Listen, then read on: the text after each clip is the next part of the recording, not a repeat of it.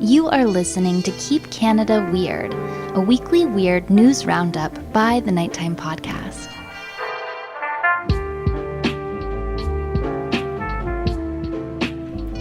Hello, listeners, and welcome back to my weekly Keep Canada Weird discussion series. If you're new here, in Keep Canada Weird, my pal Aaron Airport and I seek out and explore some of the more offbeat Canadian news stories from the past week. In tonight's episode, which was recorded on April 27th of 2022, we're probably going to give you an uncomfortable feeling in your groin area. We're going to talk about a big potato in New Brunswick, a woodpecker in British Columbia, some gross chairs on the Toronto subway, and yeah, we're going to get into unlicensed circumcisions that were alleged to be conducted out of a cabin in Newfoundland. So let's get into it.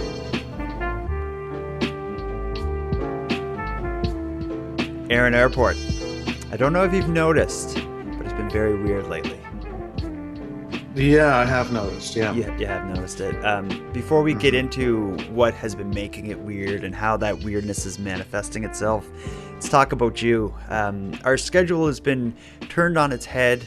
We're recording this in the middle of the day. Last week we recorded it late, and it all surrounds your play. How's the play going? Well, the play's finished now, so after this week, we'll be back to our regularly scheduled, schedule. Play is over. We'll be back to Tuesday night starting next week. So, and you're now shaved. You had a weird mustache last week because of your play, and now you're normal looking. Yes, right. I had a nice big mustache for the character because I would gray it up and gray my hair. Like I would just use this white face clown makeup kind of stuff that you would use. And I would just wet a toothbrush and, mix a toothbrush into the paint and then run it through my hair and my mustache so that I was looking much older, because the character was like, in his mid 60s or something. Okay. So. Wow. Well, so I had to find a way to age up a bit. So okay, well, that's a good problem to have. I guess rather than trying to age down with like brown that would be much. That would be much harder. Especially with my bald spot. Yeah, that'd be an issue. Well, that's cool. That's congrats on another successful stage show. What else has been going on with you? Not too much. That's been occupying all of my free time outside of work. So it's been a lot of just working and then going to rehearsals and then working and going to shows, and then now it's over, and so I've got some more free time. Right on. I had a cool project on the go, and I shared this through my Instagram and YouTube channel for anyone who follows that stuff. But I as you know, I have a backyard fire pit that I adore. I love burning stuff back there, wood and other things. But every year I buy one of those, like at Canadian Tire or whatever, you get like an aluminum fire bowl, and I use it year round. So they last me like a year, because during the winter time it gets all messed up, and by the following summer it's rusted out, and I'll have to buy another one. And they're like $200 a pop, and I just got sick of paying $200 a year for a fire bowl that was just going to rot. So what I did this year was I took last year's rusty, ruined fire bowl, and I used it kind of like as a mold, and I just covered the thing in concrete, and then I put a layer of like wire mesh, like chicken wire, and then I covered that in concrete, so that way it's like the chicken wire could be within the concrete, giving it strength. Once it all dried, I just peeled off the old rusted fireball from the bottom, and now I'm left with this like 80-pound concrete fireball that's probably about 4 inches thick. It looks like a bird bath from hell or something, I guess. And it's amazing. I've been burning fires in it, and I feel like a god of my backyard when I have a fire blazing on my concrete homemade bowl. So that's what I've been doing. So that's really, it's not the hobby of fire pits per se, it's the feeling of God that you have the hobby of. Yeah, exactly. That I made something that this fireball, rather than lasting a year, that fireball will be burning in my backyard probably years after I'm dead and gone. It's going to be like, they're going to find that fireball years later. And Looking like They are. someone important was here doing some kind of religious ceremony with this thing. And on the seventh day, let there be fire pits made of concrete. Exactly. Well, let's get on with the with our main course here. It has been a weird week. I managed to dig up a couple stories. I had a few stories sent through from listeners, and then there was one pulled from the dark pages of Newfoundland's past that we need to get into. You probably know what I'm Yes, talking about. this is That's a weird disturbing. one. Yeah. Yeah. So what we have to go through is we have an issue with a potato man in New Brunswick. Hmm. We have some idiots in Saskatchewan who got themselves into some trouble. We have a woodpecker causing big problems in BC. We have a little talk about some disgusting stickers. And then, of course, we have a man offering circumcisions to children out of his cabin in the woods in Newfoundland. Where do you think we should start this? I don't know. I don't think we should start too heavy with the circumcision in the woods yet. No, no, let's save that one for when the listener or viewer is good and ready. Hmm. But They'll have a few yeah, drinks by the time we get to the circumcisions. well, we'll start off with the maybe the potato and the hockey stick because I find they're kind of interrelated because they deal with big stuff. Yeah, good point. In both of these stories involve kind of monuments, sort of things that I've never heard of. We talked about in Sydney, in Cape Breton, on Cape Breton Island, where we're from. We're known for having the giant fiddle on our waterfront. Mm. It's not unique for a city or a town to have this kind of monument to whatever that just becomes an important part of the town. New Brunswick, there is a spot that has the iconic Big Potato Man. The town is called Maugerville, New Brunswick. I have never heard of this, but the Big Potato Man is an iconic symbol. And worst part about it is the thing's in danger of collapsing. Before we get into the news about the Big Potato Man, have you ever heard of the Maugerville Big Potato Man? No, this is the first time I've heard of it. It's kind of Um, terrifying looking. yeah, no, it reminds me of the Mr. Peanut. That I thought the same thing because he has it looks like a big peanut with He's a got top hat on. he's got the top hat, and when I first saw it, I was like, that's if I just walked past that, I would say, oh, they have a giant Mr. Peanut here. It looks like an ugly Mr. Peanut because really, if you're talking about a big statue, whether it's a potato or a peanut, they're going to look pretty similar. So it just kind of looks like a deformed peanut man. But It does. It looked like, a hobbyist made a likeness to Mr. Peanut because they love peanuts. like my concrete fire bowl is to store-bought fire bowls. What this Mr. Potato Man is to like a store-bought Mr. Peanut Man statue. It looks like someone like me making my fire pit made a potato man. Or a peanut man. They ended up with the potato man. Hmm. Regardless, let me tell you what's been going on with the Maugerville Potato Man. The iconic Big Potato Man in Maugerville is in danger of collapse. He's been standing there for 53 years, so he's getting worse for wear, says Daniel Boudreau, owner of the farm where the Big Potato Man stands. As the concrete crumbles, the farm's owner is hoping folks can chip in to save him. His hip kind of blew out there on Friday. Plus all the stress cracks and everything else that's on him. He's going to need some TLC, said Boudreau. Potato repair wasn't in the budget for the farm this year, so they've turned to GoFundMe to dig up the dough.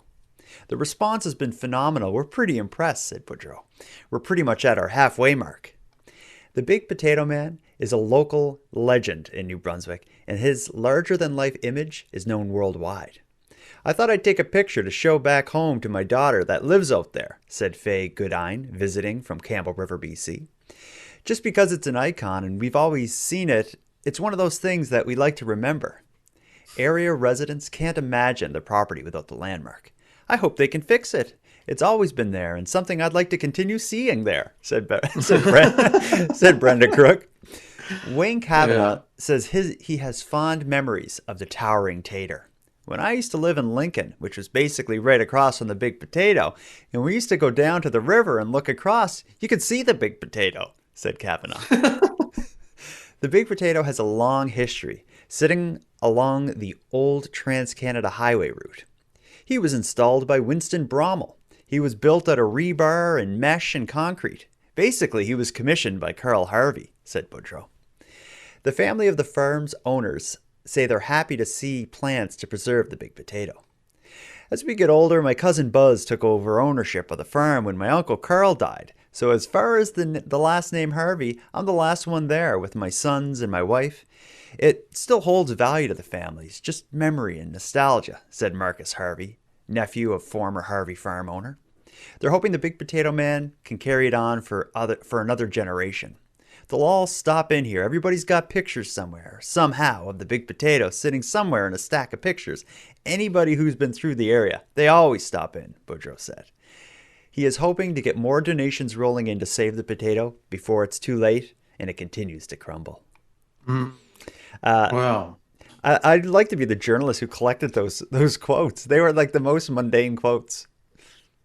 I seen it there when I went through, and I'd like to continue seeing it there.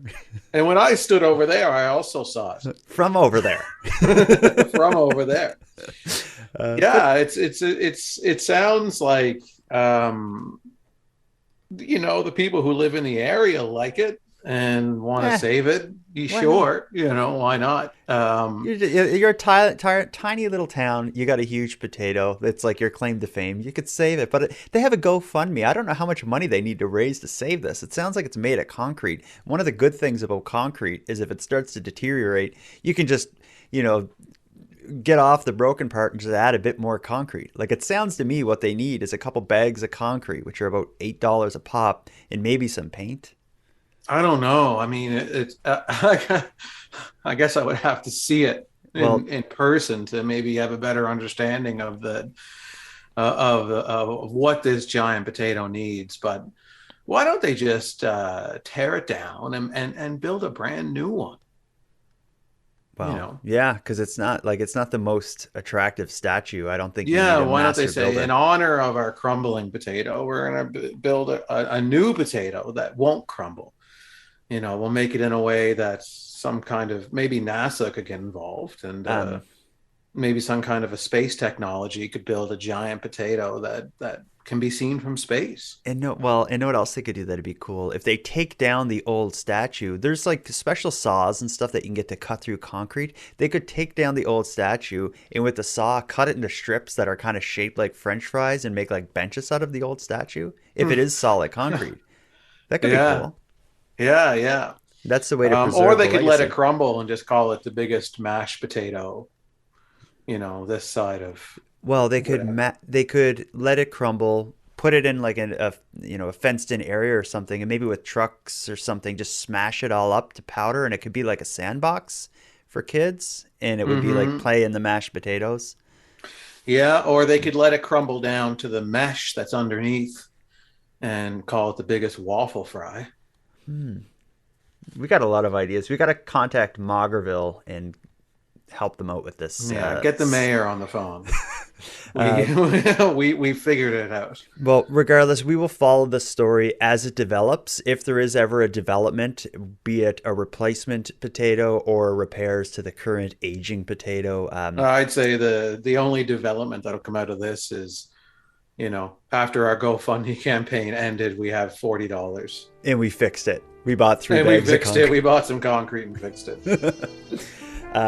Like you said, I think it's best to stick with these two monumental stories back to back. So let's head from Maugerville, New Brunswick's Big Potato and make our way over to Duncan, BC, the home to the world's largest hockey stick.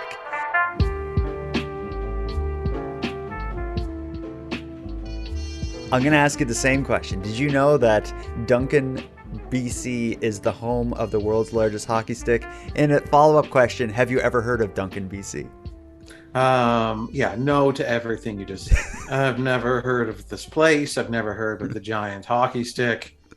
It's all news to me, as the giant potato was. Okay, well, I'm going to tell you about the world's largest hockey stick, and I'm going to tell you about the persistent woodpecker that has been boring a hole in it, and the trouble that's come from that. Duncan, BC is home to the world's largest hockey stick. And now also to a persistent and pesky woodpecker. I guess it goes to show what housing prices are like around here. He's looking for housing in a 40-year-old piece of sports equipment. Woody seems determined to leave his mark on this 61,000-pound Douglas fir. Maintenance workers tried filling the first hole, but it didn't last long. I noticed the birds pulled all the plugging out. It was like steel wool. And last Thursday, they had a lift that came and put a cover on it, and the bird's smarter than the people here, so it was making a hole above that. Bird experts say the northern flicker is likely in search of food or a nesting spot. Lorraine Francisti has coached figure skating here longer than the stick has been around. It's a landmark to our town. It was at Expo 86. I saw it there when I went to the World's Fair, and to have it here, it's a place for our town. She hopes Woody will move on before more damage is done. Real-life scenes reminiscent of the classic cartoon. Woody, without a doubt, having the last laugh. They're claiming it's the world's largest hockey stick, and this woodpecker doesn't care. Yeah, well, and what about this? 61,000 pounds. That would be a pretty significant thing to have mounted to the front of a building. They're like, I'm thinking the woodpecker's probably trying to save someone's life and have this thing taken down. Yeah, that's to me like how, that sounds really heavy, like to me for a giant hockey stick. And when you look at the hockey stick, it's kind of mounted like above the entranceways of the building. So as you're going in and out, and even like other doors into individual parts of the building, there's this massive stick above you. And it's made of wood, and it's been reinforced with metal. So it's going to degrade anyway, like wood. Unless you're maintaining it and applying sealant and stain and stuff, like it's going to just break down over time. Like we heard. Yeah, well, it was the mid '80s when they built it. Yeah, so imagine building a 2-story, 61,000 pound deck on your house, and that deck's been sitting there for 35 years. You're not going to be very confident walking underneath that thing. I don't know how good I'd feel about going in this building under this massive hockey stick. Well, if I had figure skating lessons, I'd take the risk, because I'm like, well, what are the chances it's going to fall when I walk through? Yeah, kind of like visiting like the pyramids in Egypt. Like it would be scary to be trapped under like 1 billion pounds of rock if it ever did fall on you. But it's sat there for so long that the chance, like, would you be so unlucky that the thing would collapse while you're under there? Yeah, and how does the figure skater going into their lesson feel when it's like, why didn't you put a giant figure skate up there? Yeah, 61,000 pound blade with a real blade. Yeah, that'll That's just true. completely. Don't worry, really do some damage on somebody walking by. Yeah, it's like, don't worry, you won't feel a thing if this falls on you. No, that's why we went with the giant figure skate, so that if it did fall, you'd be killed instantly. Yeah, the hockey stick would maim you, and you may have to lay there. The hockey stick, yeah, it'll be a slow death with the hockey stick, but the figure skate, that's instantaneous. You're done. Right. Well, let's get out of Duncan, BC. I wish them the best with this hockey stick. But then again, if you're, nature's going to be nature. Well, yeah. And you can't, again, a woodpecker does not speak English. You can't explain to them that this is not a great place for you to, try to make your home. So I support the woodpecker. It's wood. A woodpecker pecks wood. You can't blame the woodpecker. No, it's like time immemorial. It's going to happen. It's the circle my theory of life. about, great white sharks. If you get bitten by a great white shark, hey, you're swimming in the water, Exactly. All right. Well, let's move on to, we got a few here to go through. Let's not get dark yet. This story, I don't want to go too deep into it, but I do really enjoy this. As someone who does guitar refinishing on occasion, I get the complications that come with like removing paint and removing stickers from things. Yeah. There's an issue going on in Toronto on the TTC, which is the Toronto Transit Commission, I guess is what that stands for. Yeah, I think that's what it is. It's the subways. It's the transit system in Toronto, subways and, So yeah, so what we're talking about is inside the subway train. When COVID was going on, or when social distancing was a more pressing concern than it is at this stage of the pandemic, what they did to prevent people from getting too crowded on the Toronto subways is they put these big stickers on seats every so often to make it so you in the sticker would say, like, due to social distancing requirements, do not use this seat. That way it will create places between people. But as the trains were getting busy, people would just sit in those seats anyway because it's just some stupid sticker, and you would so everyone was still just crammed in there. Just you'd be sitting on a seat that had a sticker. yeah. Now that they are no longer required, the whole thing's kind of blowing up in their face. The stickers have been there for like a year or so, and they're pretty large stickers that would take up almost the entire backrest, which is a fabric material on the subway trains. What has happened is they went through the trains and they removed all of the stickers that, again, occupy the majority of the backrest that is made out of fabric on the train. Anyone who has ever had a sticker on something and has removed it will probably remember having to deal with like the sticky goop that's kind of left behind. Yeah, whatever the adhesive is that is on the back of the sticker. Yeah, over time you try to peel that off. First off, it's a bit of a chore. You usually got to get some soap and water involved and some kind of a scraper or something. But yeah, then it always leaves this film behind. Yeah, the sticky, ugly mess. So a headline of this article by BlogTO will give you an indication of the plague that's affecting TTC riders. The headline is, "Disgusting sticker goop left on TTC seats could work better than the actual stickers." So what has happened actually this article is quite funny because it gives a whole lot of Twitter posts of people reacting to this. But when you go on the TTC subway trains now, the seats that used to have the stickers have this disgusting, stained, very dirty looking backrest that nobody will sit in them. So when they would have sat in them when they had the stickers, people are not choosing to sit in them now. To give you, I'm just kind of I'll read a couple of the Twitter posts here. Someone tweets, "The TTC's accidental social distancing measure, sticker goop." And it's just a picture again of disgusting seats.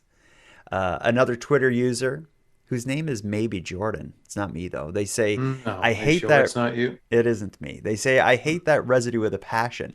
The sound when you stand up after resting on one of them sends shivers down my spine." Another one, "Was on a train yesterday with the freshly shampooed seats. The summer students will..." Oh, no, that's someone saying that they're cleaning them. A lot of people are recommending the TTC buy lots of Goo Gone. Some people are suggesting that the residue will help prevent the bedbug infestations that occur on the TTC. I guess the bedbugs could be stuck to it. Yeah. And some other users are questioning why they would even have fabric seats on such a heavily used subway line. A plastic seat would be easier to clean and more sanitary, and you could scratch the goop off. I agree with that as well. Yeah, that actually, stuck with me because yeah, why would you have fabric? It's a dumb idea, yeah. Why would they initially say we're going to go with fabric seats for the subway? I even in my dining room with my kids, I swapped my dining room table chairs from fabric versions to full plastic versions that I got at IKEA. And that was the reasons why, is my kids would drop spaghetti sauce or whatever disgusting. They would spill oatmeal on the seat and they wouldn't tell me. And by the time I found it, it was like plaster. Yeah. But we have now this hard, smooth plastic chairs, and when my kids make a mess on them, I actually spray them with Windex and wipe it off, and they still look brilliant. Windex, really? Yeah, I tried a few different cleaners, and I found Windex was the one that really made it look great. So, See, I only use Windex on glass. I've been using it on smooth surfaces like my plastic chairs, but I definitely use it on glass too. But Windex, it can surprise you sometimes. But I don't know for sure, but I've heard that it can affect some finishes. So yeah, you shouldn't use it on countertops. I have granite countertops, and I think I was told never use Windex on them. Mm-hmm. Mm-hmm. Yeah. So I mean, I can't imagine. It's because when a subway gets packed, and you have a long commute, you're just wondering at what point in time am I going to disregard a completely disgusting chair that's empty next to me and just sit down anyway. Yeah, but then you get it on your back and stuff. And that one tweet that I read where the guy described getting off the chair and hearing like his shirt like kind of unpeel from being stuck to Well, it. that could be a really good lint remover, though. Like if you're on your way to a meeting and you're like, oh, I've got lint or cat hair on my suit. I'm going to go sit in one of the sticky chairs. Yeah. So they could advertise it as a service, like, late for a meeting, didn't have time to get the lint off your uniform, just sit in one of our sticky chairs here at the Toronto subway. Yeah. Maybe that could be an unintended positive outcome of this. I think it's going to get interesting in the summer when it starts to heat up because the adhesive is going to get more sticky and goopy and liquidy. I think if they can't figure out a way to get it cleaned by then, which it may very well turn into replacing the seats, because what you would need to use to get the goop and the adhesive out of the aging material that these seats are made out of is likely going to destroy that material anyway.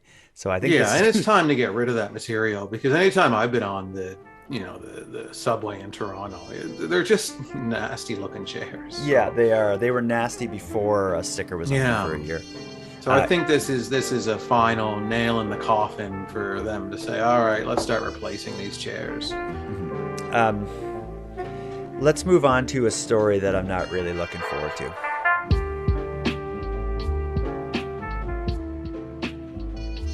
This is the story of a man who claimed on Facebook he ran a circumcision service from his cabin in the woods in Newfoundland. This isn't every story we've read up until now has been current, like the last week or so. This is a story that a listener had sent saying, like, you should do an episode on this. Like, it's nuts. This all went down 5 years ago in 2016 to 2017. I don't know how I had never heard of the guy advertising circumcision services on Facebook. Did you ever hear this? No, I've never heard of this. Okay. I was never in the market for a off-grid circumcision. So this has led to there's quite a few articles written about this. Obviously, it was quite a big news story at the time, but I think the best coverage that I found of it has been a series or two articles that CBC did. One kind of outlining the allegations and the charges against the man involved. The second covering the outcome of the legal battle.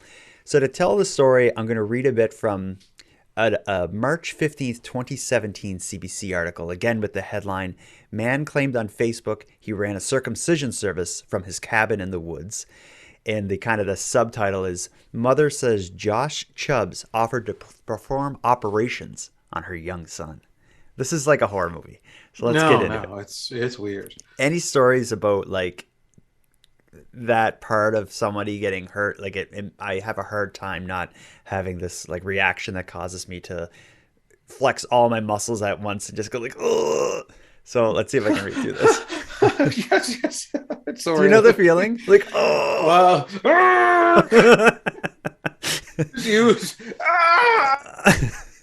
So here we go. So a Newfoundland and Labrador man has been charged with practicing without a medical license after a woman reported him to police, saying he asked her inappropriate questions about her son's penis and suggested he could perform circumcisions from his rural home. Carbonear resident Josh Chubbs, 23, was charged on February 20th under the Medical Act after a mother, whom CBC has agreed not to identify, called police to report that he had written to her last December after she made a routine post on Facebook that mentioned her children. Okay, I gotta stop here. So I think she wrote something about her kids. Yeah, like she wrote something on Facebook about her kids, and this person messaged her offering to circumcise them. This is nuts. I kind of wanted a bit more detail on exactly what she said in the original post. That he connected to, oh, you might be interested in my cabin in the woods, circumcisions. Okay, well let's read on and see if it gets into it. So the mother who lives in Conception Bay North area said Chubbs wrote her to inquire whether her son, who was under 10, was having any issues with his genitals, such as infections that might require a medical procedure like a circumcision or a flungelectomy, which involves the removal of tissue around the head of the penis. To say the conversation took a bit of a strange turn is an understatement, she told CBC News. Circumcision is often performed within a few days after birth before discharge from a hospital or at specialized outpatient clinics. However, because it's considered cosmetic, the surgery cost of $300 to $500 isn't covered by provincial insurance plans. The mother described Chubbs as an acquaintance and said she knew he worked at Noel's funeral home in Carbonear in 2015. She said he explained to her that he also had training in pediatric urology and could do surgical operations like circumcisions. According to Facebook messages seen by CBC News, Chubbs asked if her son had been circumcised, how he cleaned his penis, and several other questions that she felt were inappropriate. He said, "I don't want you to think I'm a creep. I'm actually trained." After pressing Chubbs further, she said he went on to explain he never finished his urology training because he fell into the funeral business. He told her he had training in pediatric urology and had dealt with lots of boys who had issues. "I did finish my course, got all my papers. It's nothing illegal. I'm trained," he told her, and added, "I just don't work in the hospital, which is I don't broadcast it, but it's all legal." In the messages, he claimed he performed circumcisions for his adult friends on the side and that he had all his papers. He added he could do the procedure right in his home, which she described as a little more than a cabin in the woods near the town of Freshwater. At this point, I had Googled the length of time it takes to become a pediatric urologist, and he hasn't been out of high school that long, she said. So I knew that this was something that needed to be brought to the higher powers' attention. The woman noted the messages she received from Chubbs were difficult to read because of his numerous spelling errors. According to the woman, Chubbs claimed to have completed more than 50 procedures already, and even referred to her to a mutual adult friend who had a flungelectomy operation successfully done by him. That was removing pieces of I don't even want to know. Tissue or whatever. Yuck. The friend confirmed it and went on to say Chubb seemed professional and that there were no complications from his work. The mom said hearing that Chubbs had operated on an adult was disturbing enough, but for him to approach her about doing unlicensed surgery on her child was what finally drove her to contact police. "I was absolutely horrified," she said. "It red flagged a lot of stuff to me because for God forbid there would actually be somebody too embarrassed to take their child to a doctor who would take them to a friend who is clearly not certified to do these things." Too nervous to call the RCMP's Harbor Grace detachment to explain what Chubbs had said, she asked a friend to do it. She said at first police didn't take her friend seriously and hung up on them. But then when her friend called back a second time, they finally listened and charges were eventually laid. Not only was Chubbs allegedly offering to perform medical procedures without proper credentials, but he had also not even finished his apprenticeship to become a mortician. The RCMP are not commenting on their investigation. The mother said she went to media to make sure others don't consider getting their child treated by someone without proper medical credentials. It's important for people to know that without the proper credentials, things could go wrong. It's scary to think that this could be going on in a cabin in the woods. And then it goes on to say that he's scheduled to appear in court a month or two later. So we'll get to the court stuff. But first of all, what the hell is going on with this guy in Carbonear, Newfoundland? This is terrifying. Yeah, and especially when we get into what came out in the court proceedings, it kind of opens up even more questions because, I can't understand any aspect of this at all. His motivation, is it as I read it, I can't help but think it's it seems kind of kinky and weird, just to be kind of concerned. Yeah, it seems the messages are there, they're real,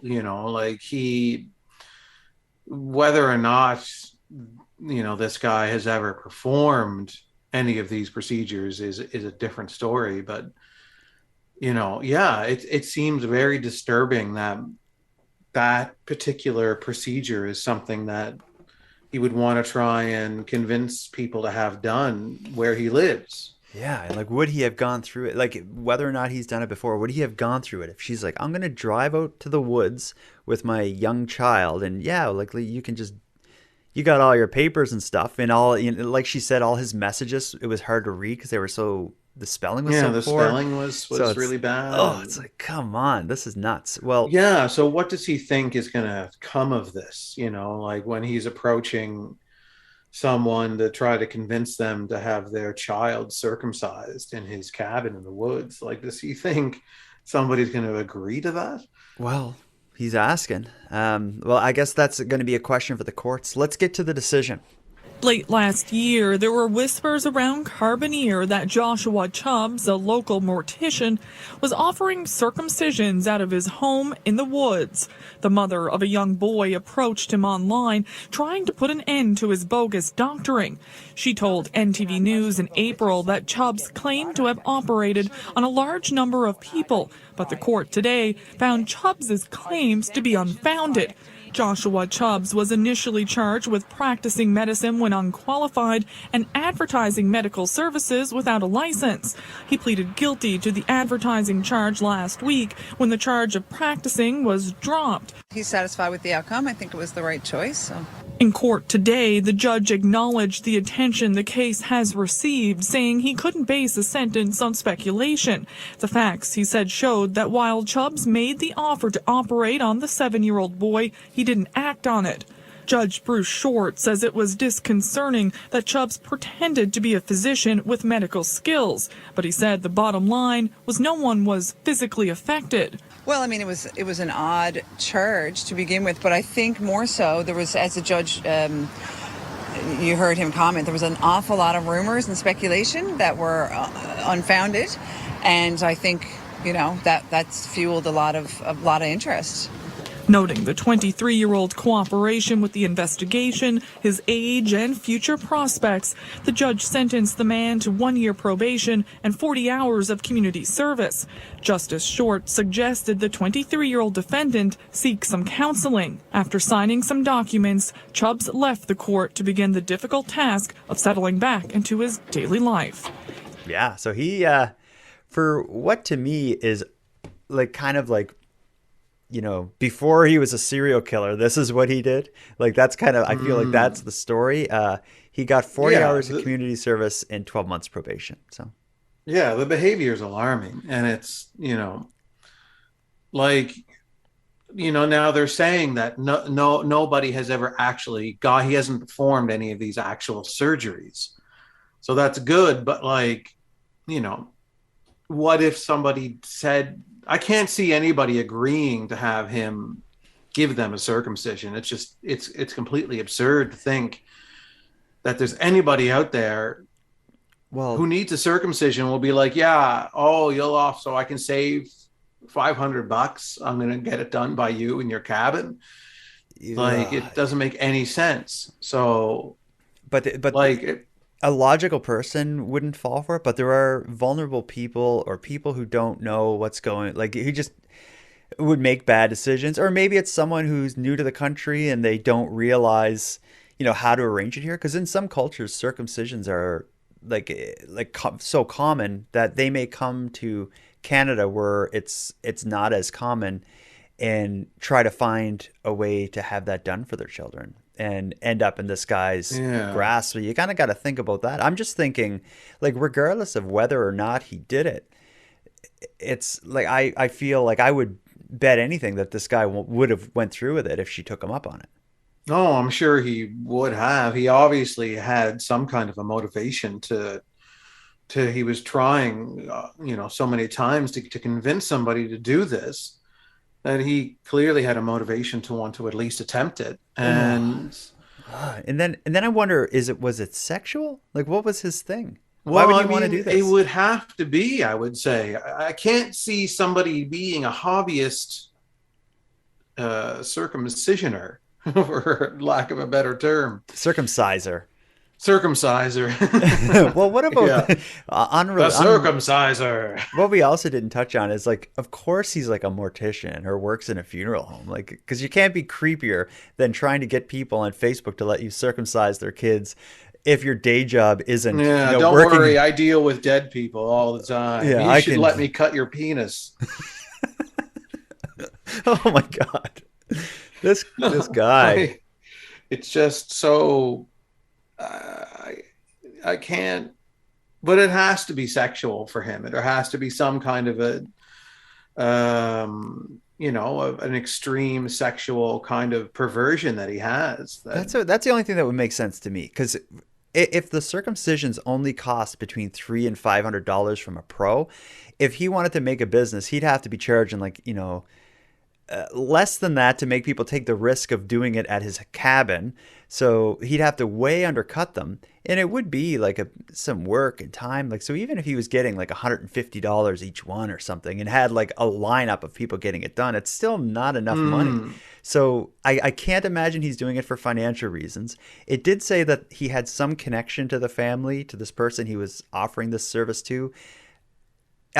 Doing someone a favor or something would be, I don't know. That's a weird. It still favor. doesn't make. And I mean, obviously, she wasn't the only one that he reached out to about this. Yeah, allegedly. It seems like there was some debate about whether or not that was the case. But yeah, I don't like the story. I don't like the fact that he got like a very minor slap on the wrist. If you were shoplifting, you probably you would get probably more, trouble than that. But I want to see a picture of the cabin.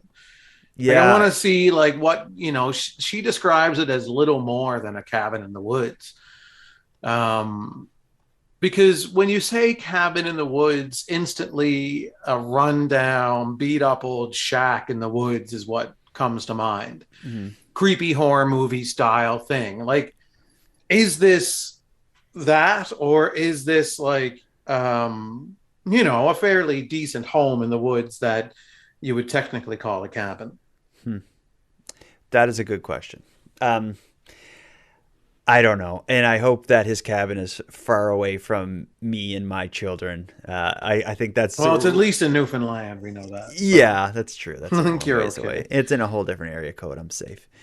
Let's get away from this story. I hope we never follow up with anyone ever doing this sort of thing again. And I guess as a public service announcement, if anyone has children and they want to have them circumcised, just don't even involve like Facebook or friends or favors. Do it through your family doctor and stay off of Facebook Marketplace when you're looking for circumcisions. Yeah, exactly. Or generally any medical procedure. The only thing that's good on Facebook Marketplace is actually nothing. No good comes of it. Nothing. Yeah. Okay.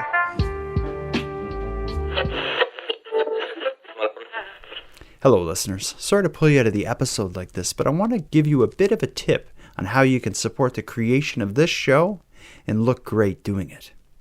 If you visit the store at nighttimepodcast.com, you're going to see a dizzying array of Nighttime Podcast themed shirts, hoodies, coffee mugs, and apparel. It comes in a variety of sizes and fits and colors, and I'm often adding new designs. So if you're looking for something new to wear and you want to support the creation of Nighttime, go visit the store at nighttimepodcast.com. Now let's get back to the episode.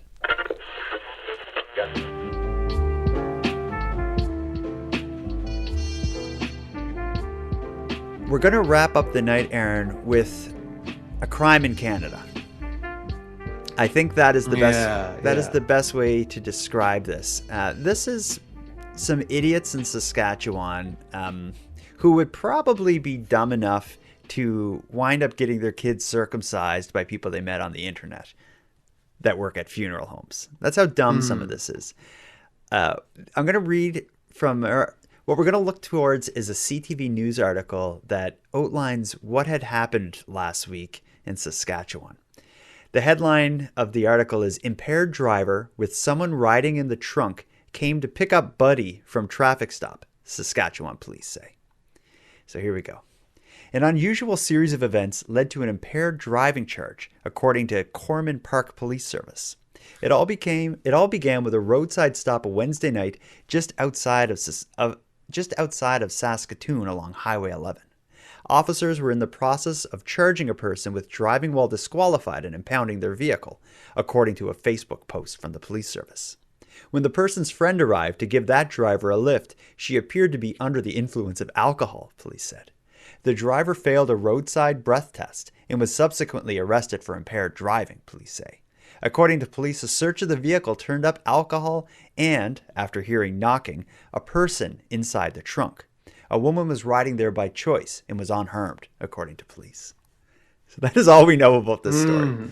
Yeah, that is it. My understand. So here's how it plays out: is somebody driving while disqualified, which would imply either, I guess, they don't have a license or they have a suspended license. Yeah, or maybe even if they're in. Like, I was thinking too, like driving while disqualified. I wasn't quite sure what they meant by that. If it was like the inspection was up on the car, or there was, some kind of a safety thing about the car. No, this would be worse than that. Driving while disqualified would simply mean like you're driving when you're not licensed to do so. So it would be suspended license most likely. Although I think in some areas it could be just not having a license. So they were disqualified from driving. They were driving. They were pulled over. So it could have been a traffic stop or whatnot where they realize, they license and registration. They look at the license and, on the computer, it's suspended for whatever reason. They're going to impound this vehicle. So they're going to take the vehicle. This is all happening on the side of the road. This person who's in the middle of this calls their buddy, their friend, and says, like, I'm pulled over. I'm got charged for driving while disqualified. They're taking my car. I need a ride home from here. Can you get me? And they say, well, who knows what they say, but they agree to come despite the fact that they're drunk. And while driving there, I don't know what this decision would be about, but one of the people decide, I'm going to go, but I don't want to be in the car. I want to get in the trunk. Because I guess they know they're going to face cops. So maybe she's like, I'm going to act sober and, you hide in the trunk. We'll pick them up I can pull it off and you hide in the trunk because you are on bath salts.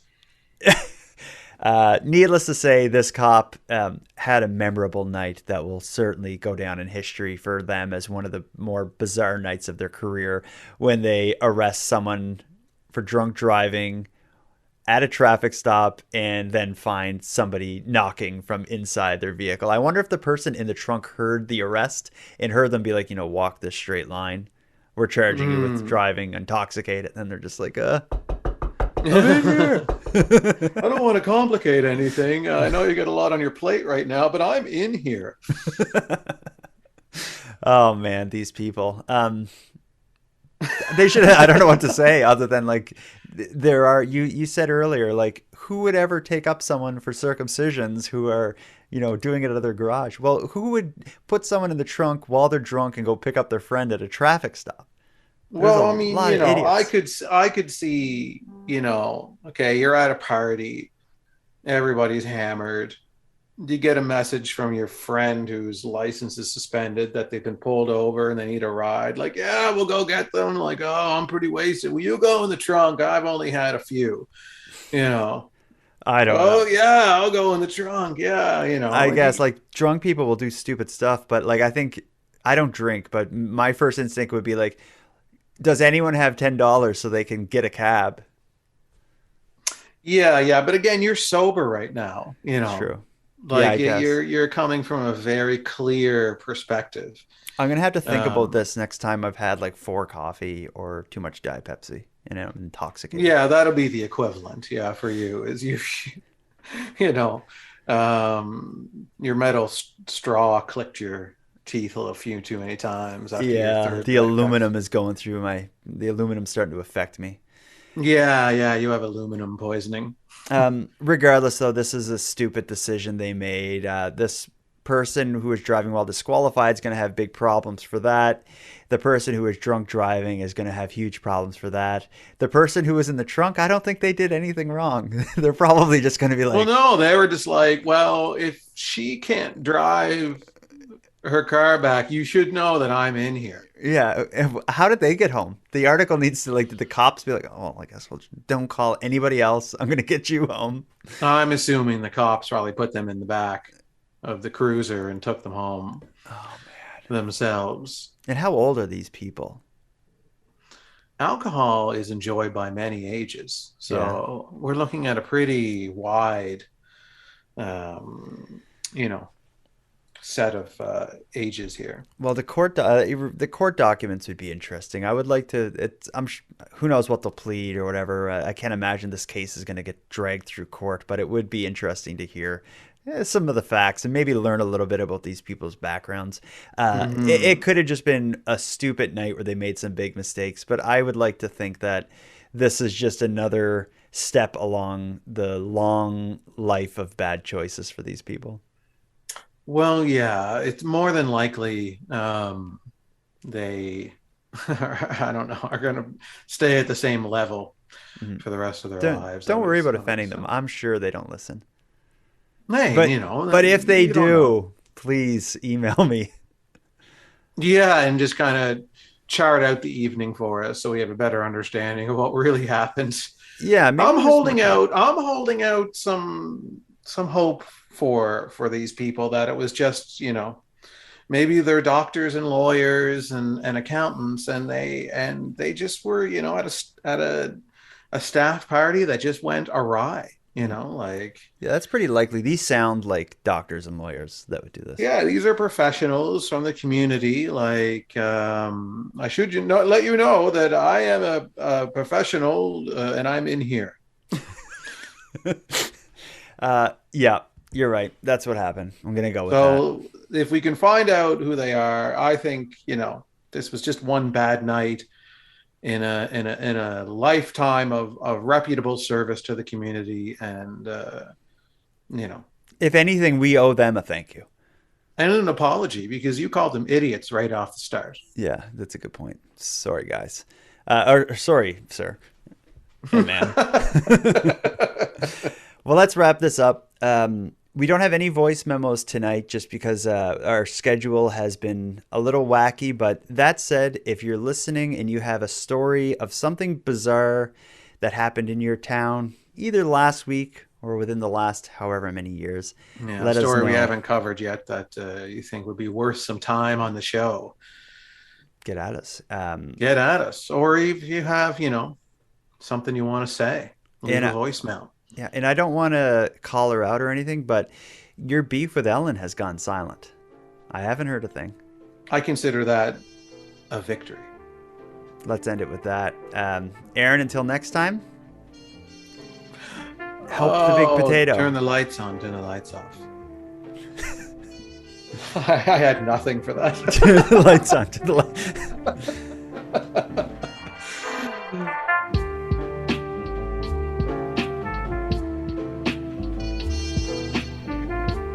I want to thank you for joining Aaron and I for our Keep Canada Weird discussion.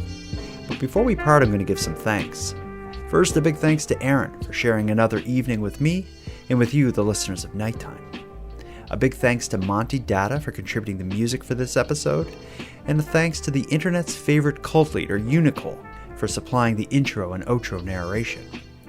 But the most important thanks goes to everyone who listens to Nighttime, as without your interest and your support, this show would be as pointless as it would be impossible. But with that said, keeping the show alive is and has always been an uphill battle. So if you want to help take a bit of weight off the show's back, make sure you're listening on the premium feed. And not only does it make the show possible, the premium feed will give you more of each topic than you'll find here on the free feed, as I'm adding exclusive content and bonus episodes regularly. So for about the price of a cup of coffee, help keep Canada weird at patreon.com/nighttime podcast. And with that said, let me thank the newest subscribers to the premium feed, Paige, Dennis, and Kirsten. Thank you for your generous support.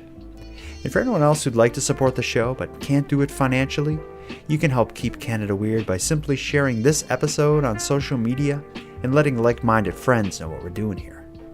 If you have any story ideas, if you want to give feedback on the show, or if you'd like to contribute a voice memo for Aaron and I to listen to and respond to on air, you can do all that and more at nighttimepodcast.com/contact. And we hope to hear from you. But until then, take care of each other, hug your loved ones tight, and let us know if you see anything weird. The Nighttime Podcast is written, hosted, and produced by Jordan Bonaparte. Copyright Jordan Bonaparte.